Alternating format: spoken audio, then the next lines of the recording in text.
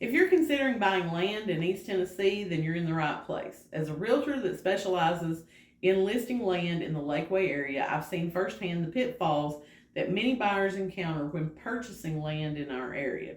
So let's look and explore some of these challenges. Number one is going to be zoning and restrictions. So a lot of times we will have buyers that call in and they want unrestricted property. They want unrestricted property. My favorite is when they want an unrestricted lake lot. They just need about a half acre and they've got a budget of $25,000. That's a unicorn. Unrestricted lake lots are seriously probably the most rare thing that we have. They don't come up very often. And when they do come up, they usually come up with a really big price tag. So keep that in mind. But you need to look, a piece of land can be unrestricted as far as there are no restrictions written into the warranty deed, but the county could have zoning that prohibits you from doing certain things on that property. So when you call up and the agent tells you a piece of land is unrestricted, then yeah, we have researched that. We know that there are no restrictions in the deed, but you need to call the county that property's in and check the zoning. The reason I say that is because a lot of people have this ideal of, well, we want to live in our camper while we're building our house, or we just want a place to come down on the weekends, kind of close to the lake, that we can just stay in our camper. And over the past few years, several counties in our area have restricted against someone living in a camper on their own property. So make sure that you talk to your realtor about those types of things. If you plan on living in a camper, you definitely need to check with the county zoning and make sure that that's still going to be allowed. You also need to check on building codes and is there a minimum square footage. A couple of years ago, I had 2 lots that were over in the Bainbury area. And I had pulled the restrictions for those lots and it gave me the minimum square footage. I had those lots sold and they ended up having to cancel right before closing because the city of Bainbury had put their own minimum square footage requirements into play, and they were going to be a higher square footage than what my buyer originally anticipated. So that was a lesson learned. Again, that's why you need to check with the local municipalities to find out if they have minimum square footage restrictions in place that may override what a particular subdivision or community has already. Number 2, the thing you need to look for are undiscovered issues. Well, if they're undiscovered, how am I supposed to find out about them? But you can always walk the property. If someone's selling 70 acres of land, they may not know that there's a sinkhole in the back 10, 20 acres of that property. So make sure that you're walking the property, you're familiarizing yourself with it. You're able to look for, is there water pooling at a certain place? Is there a drainage issue? Is the ground really soft in this particular spot compared to the rest? Look for encroachments while you're walking the property. If there's not a fence, sometimes you may see a building that's like right on that property line. So it's crucial that as a buyer, you're doing your due diligence. You're coming out, you're looking at the property, you're checking these things out yourself, and you're comfortable with them.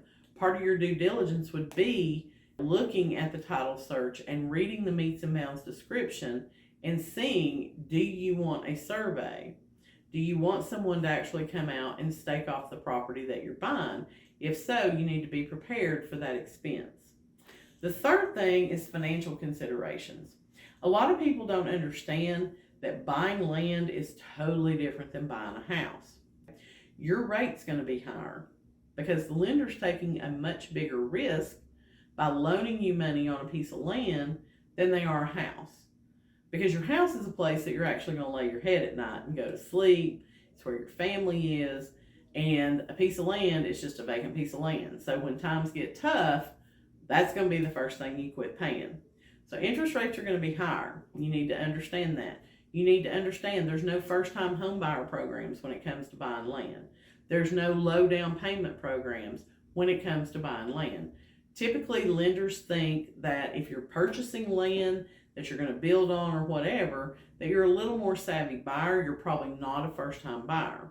So if you're looking to purchase a manufactured home, and in conjunction with that, you need to find a piece of land, then you need to talk to the mobile home dealer about the type of financing that you're going to be doing. A lot of times, what they will do is just work the purchase of that land into your home price. But you need to talk with that dealer first and make sure that you know what your budget will be for land. Do they have money in the budget for connecting to the utilities or digging a septic or whatever might need to be done? So talk to your realtor about buying land and what the financing options are and who the lenders would be that would best suit if you're trying to buy land or build on land. Number 4 would be infrastructure and accessibility. Another pitfall is it's beautiful around here, but sometimes these places that I show are on a goat path. I can't tell you how many times I've been on a 1-lane road, and if you meet a car, somebody's got to give. So you need to think about that. There's going to be some beautiful views on some of these properties, but how comfortable are you going to be having building trucks come up to your home site on these little roads? How far away from grocery stores or restaurants or pharmacies or doctors, how far away is that property from those things? Because at first 30 minutes may not seem like a lot, but when you're having to do it on a regular basis, 30 minutes can get kind of redundant and you're over it pretty quickly. So think about those types of things. Find out what utilities are available. Is there electric at the road to connect to? Is there public water at the road, or are you going to be forced to drill for a well? Most of the properties around here, you are going to have a septic unless you are inside the city limits of a very few places. So just make sure that what you're looking to buy kind of aligns with your goals for working, commuting, getting out and enjoying life, so that you're not spending half your day coming down the side of a mountain just to go get on the lake or whatever. But in spite of all these things, buying land in East Tennessee can be an incredibly rewarding experience because we have so many things for people to do. It's a beautiful place with 4 seasons.